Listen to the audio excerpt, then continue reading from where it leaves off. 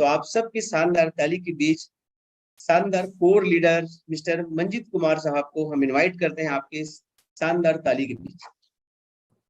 Thank you, sir आपका। Thank you Lakhan sir. और आवाज क्लियर है मेरी? यस सर, बुलंद आवाज है साहब आपका। तो बहुत बहुत धन्यवाद आपका। और आपके कमिटमेंट को देख के हमें अपने आप पे डाउट होने लगता है कि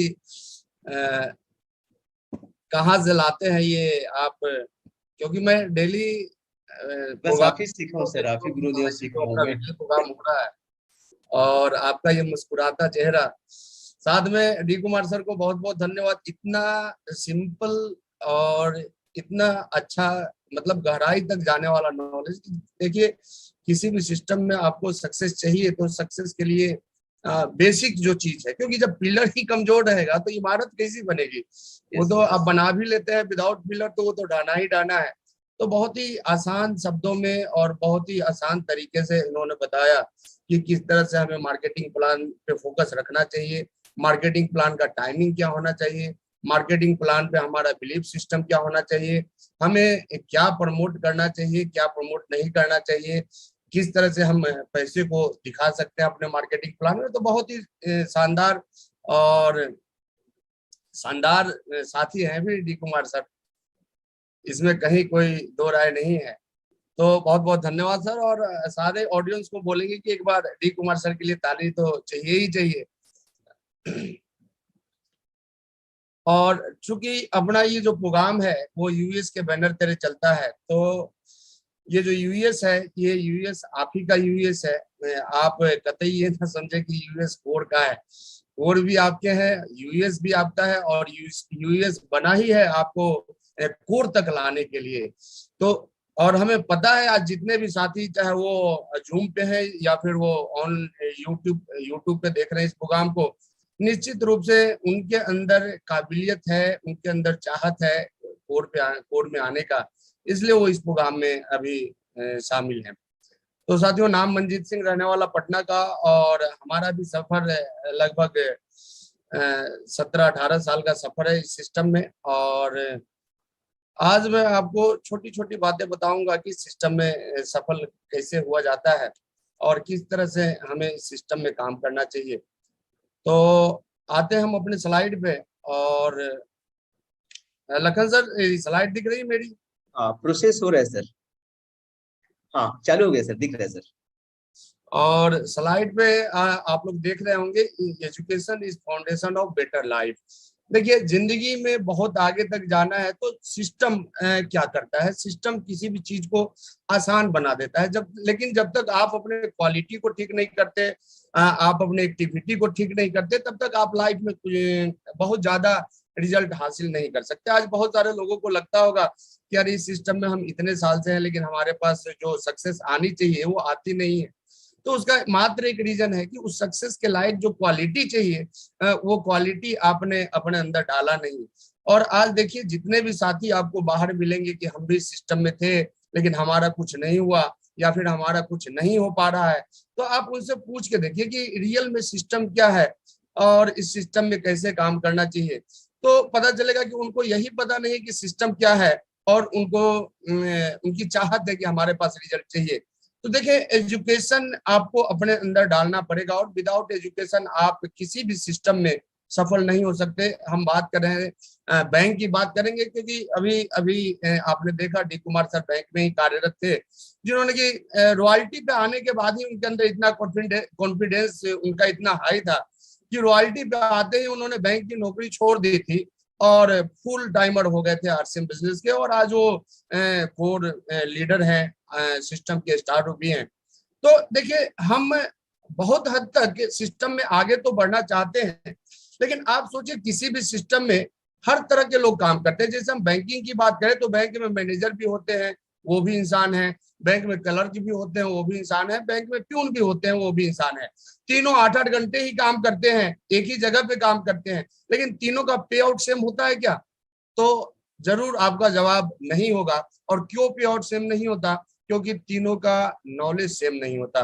तो देखिए, नॉलेज तो आपको गेन करना ही पड़ेगा, और अपना जो एजुकेशन सिस्टम यूएस है, इसका काम ही है आपको परिपक्व करना, आपके अंदर उस लेवल का नॉलेज लाना। लेकिन नॉलेज के विषय में हम एक चीज बताएंगे कि नॉलेज यदि आपके पास है भी, तो जब तक उस नॉलेज का इम्प्लीमेंटेशन नहीं करते हैं तो वो नॉलेज बेकार है आपके लिए। साथियों देखिए, बहुत सारे लोग हैं जो कि उनसे पूछा जाए कि 8 कोर क्या है, 6 बेसिक क्या है, 7 कार्डिनल क्या है, तो वो उनको पता नहीं है। लेकिन ये जरूर पता है कि 7 साल से है हमारा कुछ नहीं हुआ। अब सोच के देखिए, 7 साल में आपको 21 लाइन याद नहीं हुआ तो क्या चाहते हैं आप अपने लिए। आज 1000 के आसपास पार्टिसिपेंट अपने जूम पे हैं, बाकी यूट्यूब पे भी होंगे।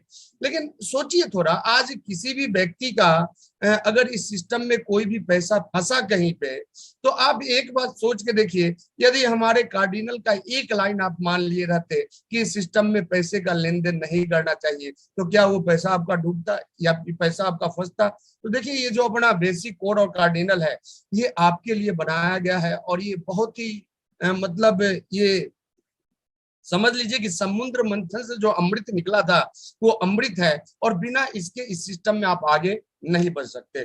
तो एजुकेशन को तो अपनाना पड़ेगा, और एजुकेशन को बिना अपनाए आप आगे नहीं बढ़ सकते। बहुत सारे लोग जानते भी हैं और समझते भी हैं, लेकिन वो उसका पालन नहीं करते। साथियों, हमारा एक सवाल है, देखिए सारे लोग जानते हैं कि सुबह उठना, नहाना, ये एक्सरसाइज करना स्वास्थ्य के लिए लाभदायक है, लेकिन आप एक चीज बताइए कि इतना जानने से क्या आपको फायदा मिल जाएगा। तो जवाब है नहीं। एक्सरसाइज करने से फायदा मिलता है, एक्सरसाइज करना स्वास्थ्य के लिए लाभदायक है, ये जानने से फायदा नहीं मिलता। तो देखिए, नॉलेज इज पावर, ये तभी सही होगा जब आप नॉलेज का इम्प्लीमेंटेशन करेंगे, उस पावर को आप अपने जीवन में उतारेंगे, उसका पालन करेंगे। और नॉलेज क्यों चाहिए, एजुकेशन क्यों जरूरी है। तो देखिए, नदी में आपने सुना होगा कि फलाने जगह कोई व्यक्ति नदी में डूब गया, तो आपको क्या लगता है कि नदी में डूबता हुआ व्यक्ति हाथ पांव नहीं चलाता होगा अपनी जिंदगी को बचाने के लिए। तो निश्चित रूप से वो चलाता होगा, लेकिन उसको विरासत में क्या मिलती है, मौत मिलती है, उतना मेहनत करने के बाद भी। लेकिन एक तैरने वाला व्यक्ति क्या करता है, वो भी तो नदी में हाथ पांव ही चलाता है। देखिए, दोनों इंसान हैं, दोनों एक ही प्लेटफॉर्म पे हैं, दोनों एक ही काम कर रहे हैं, लेकिन जो तैरना जानता है उसको विरासत में जिंदगी मिल जाती है, और जो तैरना नहीं जानता हुआ कितना भी हाथ पांव चलाता है उसको मौत मिलती है। तो देखिए, आपको एजुकेशन तो लेना पड़ेगा, चाहे आपका मन करे या ना करे। अब आज हमारा जो टॉपिक है, व्हाई आरसीएम बिजनेस, क्यों करना है हमें आरसीएम बिजनेस। क्योंकि जब तक ये क्यों आपका क्लियर नहीं होगा, आप सही तरीके से आरसीएम में काम करेंगे नहीं, और जब तक सही तरीके से काम करेंगे नहीं, आपको आपका मनचाहा रिजल्ट मिलने वाला नहीं है। तो पहले ये समझना है कि हमें क्यों करना है आरसीएम, और ये समझ गए आप, तो निश्चित रूप से इस सिस्टम में आपको सफलता मिलनी ही मिलनी है। देखिए, हमारे सोसाइटी में 3 तरह के लोग हैं। हमारे लोगों को 3 क्लास में बांटा गया है, अपर क्लास, मिडिल क्लास और लोअर क्लास। और ये जो क्लास तय होता है, ये आपके लाइफ स्टाइल पे तय होता है। अपर क्लास के पास जो लाइफ स्टाइल होती है वो फ्रीडम वाली होती है, मिडिल क्लास के पास जो लाइफ स्टाइल होती है वो कंफर्ट वाली होती है, और लोअर क्लास के पास जो लाइफ स्टाइल होती है वो स्ट्रगल वाली होती है। आज बहुत सारे लोगों से ये सवाल कीजिए कि सबसे ज्यादा दिक्कत में कौन है, तो लोगों का जवाब होगा कि सबसे ज्यादा तकलीफ में मिडिल क्लास है। तो देखिए, ये आपका जवाब बहुत ही गलत है, क्योंकि जब वो तकलीफ में है तो फिर मिडिल क्लास कैसे है। यदि आपको अपने बच्चे का एडमिशन कराने में दिक्कत हो रहा है, तो इसका मतलब है कि एडमिशन में स्ट्रगल, यानी कि आप लोअर क्लास में आ चुके हैं। आपको घर बनाने में स्ट्रगल करना पड़ता है, आप लोअर क्लास में हैं। आपको बेटी का शादी करना है, वहां पे आपको स्ट्रगल करना पड़ता है, आप लोअर क्लास में हैं। बच्चे को हायर एजुकेशन देना है, वहां पे आपको स्ट्रगल करना पड़ता है, इट मींस आप लोअर क्लास में आ चुके हैं। देखिए, दिक्कत कहाँ पे है, हमारा मन जो है वो मिडिल क्लास में अटका हुआ है, लेकिन हमारा जो पॉकेट है वो लोअर क्लास में आ गया है, और इसलिए मिडिल क्लास से जो समझते हैं अपने आप को, वो सबसे ज्यादा तकलीफ में होते हैं। तो दोस्तों, आज देखिए, हर कोई महंगाई का रोना रो रहा है कि महंगाई बढ़ गई, लेकिन महंगाई कितनी बढ़ी है, कितनी और बढ़ेगी, कहां तक जाएगी, पहले ये समझना जरूरी है, और तभी आरसीएम आपके समझ में आएगा। देखिए, हम बात कर रहे थे कि हमारे पास 3 क्लास है, लोअर क्लास, मिडिल क्लास और अपर क्लास। सन 1940 में एक लोअर क्लास का जिंदगी जीने के लिए 1 रुपये महीने का खर्च आता था, यानी 1 रुपया में वो पूरा महीने का खर्च अपना चला लेता था। फिर आया सन 1960, यानी 20 साल बाद हुआ क्या, महंगाई बढ़ी और 1 जीरो का वैल्यू खत्म हो गया। यानी कि जो सामान 1 रुपये में 1940 में आता था, उतना ही सामान खरीदने 1960 में खरीदने में 10 रुपया खर्च आने लगा। फिर आया सन 1980 और उतना ही उसी परिवार को चलाने के लिए 100 रुपये महीने का खर्च आने लगा। फिर आया सन 2000 और उसी घर को चलाने में 1000 रुपये महीने का खर्च आने लगा। फिर आया सन 2020 और उसी घर को चलाने के लिए 10,000 रुपया महीना लगने लगा। आज यदि आप फेसबुक पे होते होंगे तो बहुत सारे लोगों को देखते होंगे कि मोदी जी आए तो महंगाई आ गई। आप देखिए, ये है महंगाई का जाल। और 1940 में मोदी जी कहाँ थे? तो देखिए, दुनिया में 3 चीज को कोई नहीं रोक सकता। नंबर 1 जनसंख्या, नंबर 2 बेरोजगारी और नंबर 3 महंगाई। ये तीनों हमेशा बढ़ते रहेगी, इसको कोई ना आज तक रोक सका है और ना ही कोई सरकार इसको रोक पाएगी। अब मुद्दा ये है कि आप लोगों को ये हम 1940 का डाटा क्यों दिखा रहे हैं, ऐसा आप लोग सोच रहे होंगे। तो देखिए, ये डाटा आपको इसलिए दिखाया जा रहा है क्योंकि जब हम लोग नौकरी का तैयारी करते हैं तो आप देखे होंगे कि उसमें एक सब्जेक्ट आता है रीजनिंग। और रीजनिंग में होता क्या है, आप ये समझे हम 1940 से क्यों डाटा दिखा रहे हैं। मान लीजिए कि हम आपको बताते हैं कि एक सीरीज है जिसमें कि 2 आया, 2 के बाद 4 आया, 4 के बाद 6 आया, 6 के बाद 8 आया, तो 8 के बाद क्या आएगा? तो क्या जवाब है आपके पास? लखन सर आप बताएं सर कि 8 के बाद कौन सा शब्द आने वाला है? 8 के बाद सर 16 आएगा सर। आप कैलकुलेशन को देखें, 2 आया, 2 के बाद 4 आया, 4 के बाद 6 आया, 6 के बाद 8 आया, तो 8 के बाद, तो यहाँ पे हम चेक करेंगे तो 8 के बाद 10 आएगा। क्यों आएगा? क्योंकि हमेशा ऐसा ही आया है। तो यदि हम आपसे पूछे कि आप देखिए आप कि जब हर साल क्या हुआ, हर साल हर 20 साल पे 1 जीरो का वैल्यू कम हुआ, तो फिर 2040 की यदि बात करें तो 2040 में गरीब वाला जिंदगी जीने के लिए कितना पैसा चाहिए? तो सिंपल सा फंडा है कि आपको 1 लाख रुपया महीना चाहिए। लेकिन आज हमारे जितने भी साथी इस प्रोग्राम में हैं या फिर जूम पे हो या यूट्यूब पे हो, आप बताइए कि क्या 2040 में आपकी शारीरिक अवस्था ऐसी ही रहेगी? क्या आपका एनर्जी लेवल ऐसा ही रहेगा? क्या आप जितना काम आज कर पा रहे हैं उतना 2040 में करने लायक रहेंगे? तो सबका जवाब एक ही होगा, नहीं। और ये तो हम लोअर क्लास की बात कर रहे हैं। यदि हम बात करें मिडिल क्लास का, तो मिडिल क्लास का जो खर्च है वो लोअर क्लास से 4 गुना ज्यादा महंगा होता है। तो अब आप सोच के देखिए कि 2020 में मिडिल क्लास में कौन है जिनके घर का खर्च कम से कम 40,000 रुपया महीना है, वो मिडिल क्लास वाले हैं। लेकिन हमारे यहाँ 30,000 कमाने वाले भी बोलते हैं कि हम मिडिल क्लास वाले हैं। और यदि अपर क्लास की बात करें तो जो हमारे यहाँ 2 लाख 3 लाख रुपया महीना कमाते हैं उनको हम अमीर मान लेते हैं, जबकि हकीकत क्या है कि अपर क्लास में कौन है जिनके घर का मंथली खर्च 4 लाख रुपया महीना है। अब बहुत सारे लोगों को लग रहा होगा कि ये तो डाटा है, ये मीटिंग में बताने वाला डाटा है। देखिए साथियों, ये मीटिंग में बताने वाला डाटा नहीं है, क्योंकि यदि हम आपसे बात करें महंगाई का और आपसे हम पूछे कि आप ही बताएं कि आज सोने का रेट क्या चल रहा है, तो आज गोल्ड का जो रेट है वो लगभग 50,000 रुपये प्रति 10 ग्राम के आसपास है। 5,000 के ऊपर 5,000 नीचे चलते ही रहता है। लेकिन हम आपसे पूछे कि 20 साल पहले इसका रेट क्या था, तो हमारा कैलकुलेशन क्या कहता है? 20 साल में 1 जीरो का वैल्यू खत्म, यानी कि 50,000 में से 1 जीरो घटा दीजिए, यानी कि सन 2000 में 2002 में गोल्ड का जो रेट था वो 5,000 रुपये प्रति 10 ग्राम था। आप मीटिंग के बाद कल जाके किसी भी सोनार के दुकान में जाके पता कर ले। और उससे 20 साल पहले सोने का रेट क्या था? तो 500 रुपये प्रति 10 ग्राम था। और उसके 20 साल पहले क्या था? तो 50 रुपये प्रति 10 ग्राम था। लेकिन हम यदि बात करें कि ठीक है आज 50,000 है, लेकिन 2040 में सोने का रेट क्या होगा, तो 1 जीरो बढ़ा लीजिए आप। और यानी कि आज जो सोना आप 50,000 में खरीद रहे हैं, यही सोना आपको 2040 में 5 लाख रुपए प्रति 10 ग्राम खरीदना पड़ेगा। तो ये है महंगाई का डाटा। और इसी स्तर से महंगाई बढ़ेगी तो इसी स्तर से आपको अपना इनकम भी बढ़ाना होगा। अब सोच के देखिए आपके पास उपाय क्या है इस लेवल से इनकम लेके जाने का, क्योंकि जो जो जनसंख्या बढ़ रही है, प्राइवेटाइजेशन होते जा रहा है, सिस्टम बदलते जा रहा है। पहले जो हमारे टीचर होते थे उनका पेमेंट 80,000 90,000 पर मंथ हुआ करता था। आज जो हमारे टीचर हैं वो उतना ही काम करते हैं शिक्षा मित्र के नाम से, लेकिन उनका सैलरी 30,000 रुपये हो गया।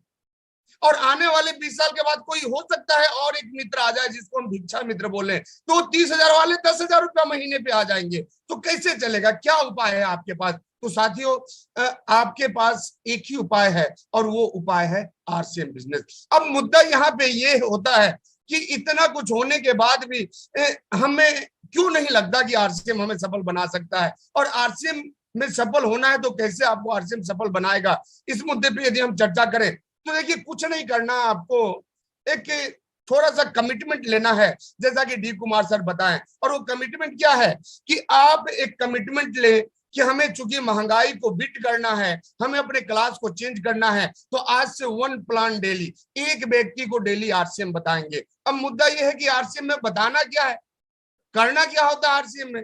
तो आरसीएम में तो 2 ही काम करना होता है, एक होता है खाना, ईमानदारी से खाइए आरसीएम के प्रोडक्ट को, और दूसरा होता है ईमानदारी से बताइए आरसीएम के मार्केटिंग प्लान को। और ये काम यदि आप डेली करते हैं तो सोच के देखिए, जब आप किसी को प्लान दिखाते हैं तो व्यक्ति क्या बोलता है प्लान देखने के बाद कि ठीक है, मैं आज कर लूंगा, कल कर लूंगा, 2 दिन के बाद कर लूंगा, 10 दिन के बाद कर लूंगा, और आपको इतना वो दोहरा देता है कि आप उससे पूछना ही बंद कर देते हैं। तो आज के बाद सिर्फ प्लान दिखाइए, प्लान दिखाने के बाद जैसे ही वो बोले कि ठीक है 2 दिन के बाद, तो आप बोले कि ना ना कुछ नहीं बताना आपको 2 दिन और 4 दिन के बाद, हम आपको जोड़ने नहीं आए हैं, आप हमारा कुछ प्रोडक्ट खा के देखिए, और उनको 200-300 पीवी का प्रोडक्ट दीजिए, और यदि प्रोडक्ट अच्छा लगे तो आइए, नहीं लगे तो मत आइए। अब सोच के देखिए दोस्तों, वो व्यक्ति आएगा कि नहीं आएगा?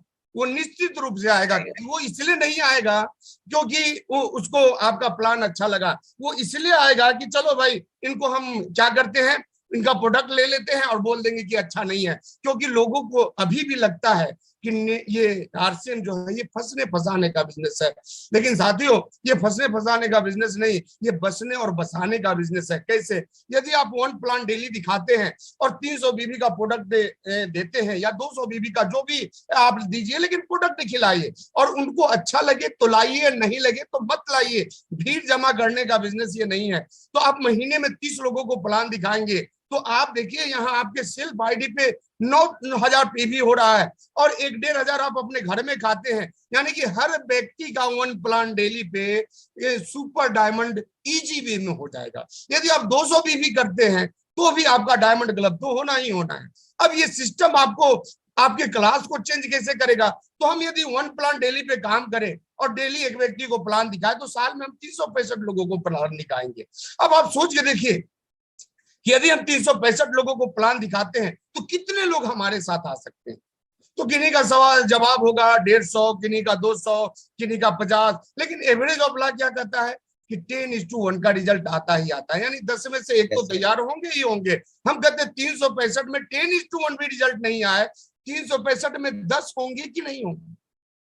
तो 10 तो कोई भी व्यक्ति ला सकता है। अब यदि पहले साल आपके 10 आ गए तो इनको बताइए कि देखो भाई, हम डेली 1 को बताए, मेरा 10 आ गया, तू भी डेली 1 को बता, तेरा भी 10 आ जाएगा। दोस्तों, यहाँ 10 महत्वपूर्ण नहीं है, यहाँ पे डेली एक व्यक्ति को बताना महत्वपूर्ण है। देखिए, आपका बिजनेस क्यों नहीं चलता? क्योंकि आप 10 को देखते हैं, आने वाले का लिस्ट बनाते हैं। हम कहते हैं कि आज के बाद ना कहने वाले का लिस्ट बनाइए, और जिस दिन आप देखिए 365 में 10 आए, यानी 355 ना बोले, तो जिस दिन आपके लिस्ट में 355 लोग हो जाएंगे, उसी दिन ये 10 काम करने वाले आप ही जाएंगे। तो इसी तरह यदि बिजनेस चले तो दूसरे साल 10 का 10-10 यानी 100, तीसरे साल 1000, चौथे साल 10,000, 5वें साल 1 लाख, और 1 लाख लोग यदि 5,000 के प्रोडक्ट पे भी काम करे तो 50 करोड़ का बिजनेस जनरेट होगा। लेकिन अब सवाल ये है कि होता क्यों नहीं है ऐसा? तो इसलिए नहीं होता क्योंकि हम करते ही नहीं।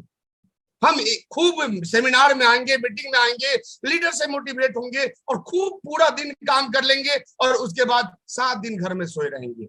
कोई 20 दिन घर में सोया रहता है, कोई 3-3 महीने पे जगता है। देखिए, आप यदि हम आपसे बोले कि आप यदि डेली 4 रोटी खाते हैं और आपको क्या किया जाए, एक ही दिन 40 रोटी खिला के 10 दिन भूखा रखा जाए, तो आपका काम चलेगा क्या? नहीं चलेगा। तो देखिए, आप ज्यादा नहीं, 1 प्लान डेली पे काम कीजिए, एक व्यक्ति को डेली प्लान दिखाइए। अब तब जाके इस सिस्टम में आपको सक्सेस मिलनी ही मिलनी है। लेकिन अब बात ये आती है कि हम क्यों नहीं ले पाते इस कंपाउंडिंग के हिसाब से रिजल्ट, हमारे पास क्यों नहीं आ पाता? क्योंकि हम कहीं ना कहीं अपने डिसिप्लिन को तोड़ देते हैं। देखिए सक्सेस के विषय में बोला जाता है, success start with self discipline. जब तक आप सेल्फ डिसिप्लिन में नहीं रहेंगे आपके पास सक्सेस नहीं आ सकता। ये आत्म अनुशासन का बिजनेस है। ये बिजनेस हमें लगता है कि अपलाइन का बिजनेस है, जिसका अपलाइन अच्छा होगा उसका बिजनेस अच्छा चलेगा, या जिनके डाउनलाइन अच्छे होंगे उनका बिजनेस अच्छा चलेगा। नहीं, हमारा कहना यह है कि आप जिस दिन अच्छे हो जाएंगे उस दिन आपके अपलाइन भी अच्छे हो जाएंगे और आपके डाउनलाइन भी अच्छे हो जाएंगे और आपका बिजनेस भी अच्छा हो जाएगा।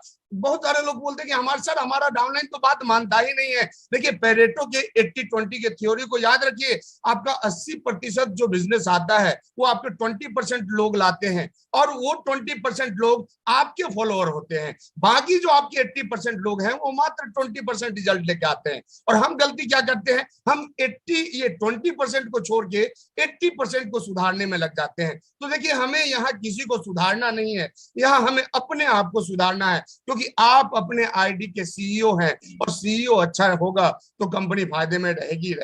देखिए आरसीएम में दो तरह के लोग आते हैं, एक व्यक्ति वो जिनको हम एसोसिएट बायर बोलते हैं और एक व्यक्ति वो जिनको हम WWQ ऑनर बोलते हैं या पीयूसी बोल लीजिए, जो भी आप शब्द का इस्तेमाल करते हैं। अब देखिए दोनों में फर्क क्या है। एसोसिएट बायर की इनकम की बात करें तो आपने सुना होगा 10 लाख, 20 लाख, 50 लाख ऐसा इनकम आता है। लेकिन आपने आज तक नहीं सुना होगा कि कोई भी WWQ वाला 20 लाख का इनकम लिया। लेकिन यदि हम बात कमिटमेंट की करें तो आप देखिए हर WWQ वाले डेली 8 बजे अपने शटर को उठा लेते हैं और रात के 8 बजे बंद करते हैं। कभी कभी तो 12 भी बज जाता है इनका क्लोजिंग के दिन। चाहे दीपावली हो, छठ हो, मुहर्रम हो, कोई भी पर्व त्योहार आए, इनका शटर कभी डाउन नहीं होता। लेकिन हम एसोसिएट बायर की बात करें तो एक दिन करेंगे, 5 दिन रेस्ट। इनको धक्का देने वाला चाहिए, जबकि WWQ वाले को कोई धक्का नहीं देता। इनको यदि इनके कमिटमेंट की बात करें तो इनका कमिटमेंट यही होता है कि सारा काम करने के बाद जो टाइम बचेगा वो ये आरसीएम को देते हैं। लेकिन WWQ की बात करें तो सारा काम पीछे रहता है, पहले उनका WWQ का शटर ओपन होता है। तो ऐसा क्यों होता है? तो ऐसा इसलिए होता है क्योंकि हमारे WWQ वाले जो साथी हैं वो 10 लाख रुपया लगा के आते हैं और आप लापरवाह क्यों हैं? क्योंकि 1 रुपया यहाँ पे आपका लगा हुआ नहीं है। और यही रीजन है कि आपके पास कोई ड्रीम नहीं बनता इस सिस्टम से। जबकि WWQ में जो लोग पैसा लगाते हैं वो ये सोच के लगाते हैं कि हमें आरसीएम बिजनेस से पैसा कमाना है, इसलिए उनका कमिटमेंट आपके कमिटमेंट लेवल से कई गुना ज्यादा होता है। अब देखिए लाइफ में आगे बढ़ना है तो क्या चाहिए? ड्रीम होना चाहिए। तो आपके पास भी एक ड्रीम होना हो जो कि आरसीएम से पूरा करना है, क्योंकि ड्रीम को जब हम रिटन डाउन करते हैं डेट के साथ तो ये ड्रीम हमारा क्या हो जाता है? गोल बन जाता है। और एक गोल को जब हम टुकड़ों टुकड़ों में बांटते हैं, छोटे छोटे स्टेप में, तो क्या हो जाता है? वो प्लान बन जाता है। और जब कोई प्लान हमारा जो है किसी भी ए प्लान बेस्ड बाय एक्शन, यानी कि हम किसी भी काम को, किसी भी प्लान को जब एक्शन से ये करना शुरू करते हैं तो क्या होता है? हमारे पास जो हमारा ड्रीम था वो रियलिटी में कन्वर्ट होके आ जाता है। यानी कि आप सोच के देखिए, आपको अपने सपने को रियलिटी बनाना है तो क्या करना है? एक्शन करना है। अब ऐसा नहीं कि आप एक्शन नहीं करते, लेकिन आपको देखना है कि क्या आपका एक्शन आपके प्लान को रिलेट करता है और क्या आपका प्लान आपके गोल से निकला हुआ है और क्या आपका गोल आपके ड्रीम से संबंधित है। तो देखिए जब तक ये सारे चीज ड्रीम, गोल, प्लान और एक्शन एक दूसरे के पूरक नहीं होंगे तब तक आपके पास रिजल्ट नहीं आएगा। इसलिए हमारा कहना ये है कि push yourself because no one else is going to do it for you. आपको अपने आप को ही क्या करना होगा? आगे बढ़ाना होगा। कोई दूसरा आपको आगे बढ़ाने वाला नहीं है, कोई दूसरा आपको खींचने वाला नहीं है। न्यूटन के पहले नियम को याद करें कि कोई भी वस्तु अपने विरामा या जड़तावस्था में तब तक बनी रहती है जब तक कि उस पर कोई बाहरी प्रेशर नहीं लगता। तो यहाँ पे आपको प्रेशर क्या करना है? अपने आप को खुद पे क्या करना है? धक्का लगाना है, तब जाके आप लाइफ में आगे बढ़ेंगे। और दोस्तों मैं एक चीज बताना चाहूंगा, बहुत सारे लोगों को लगता है कि मेरे में टैलेंट है या मेरे में टैलेंट नहीं है। बहुत सारे लोग इसलिए भी असफल हो जाते हैं क्योंकि वो अपने आप को ज्यादा टैलेंटेड समझ लेते हैं। तो जीवन में ये चीज हमेशा याद रखिए, hard work beats talent, when talent does not work hard. जब टैलेंट हार्ड वर्क नहीं करता है तो कोई भी हार्ड वर्कर टैलेंटेड व्यक्ति को पीछे कर सकता है। और इसलिए आप देखोगे कि नेटवर्क मार्केटिंग में कम टैलेंट वाले व्यक्ति बहुत ज्यादा आगे निकल जाते हैं, लेकिन जो ज्यादा बुद्धिमान होते हैं वो पीछे के पीछे ही रह जाते हैं। क्यों? क्योंकि टैलेंट तो होता है लेकिन टैलेंट को इम्प्लीमेंट नहीं करते, उसका वो प्रयोग ही नहीं करते। देखिए जो आरसीएम बिजनेस है साथियों, ये टीम वर्क का बिजनेस है, अकेले चलने का बिजनेस है नहीं है। अकेला चना भार नहीं फोड़ता। क्यों? क्योंकि ये सेक्टर जो है ये कॉर्पोरेट का सेक्टर है, ऐसा हम नहीं बताते। ऐसा डोनाल्ड ट्रंप एक book why we want to be rich में उन्होंने बताया कि नेटवर्क मार्केटिंग एक ऐसा प्लेटफॉर्म है जो कि आम से आम व्यक्ति को भी कॉर्पोरेट का मालिक बनाता है। और कैसे आप कॉर्पोरेट का मालिक बनते हैं? तो देखिए कोई भी कॉर्पोरेशन पूरे देश में काम करता है, उसके कस्टमर पूरे देश में होते हैं और आपके पास भी ऑथोरिटी है कि आप भी अपना कस्टमर पूरे इंडिया में तैयार कर सकते हैं।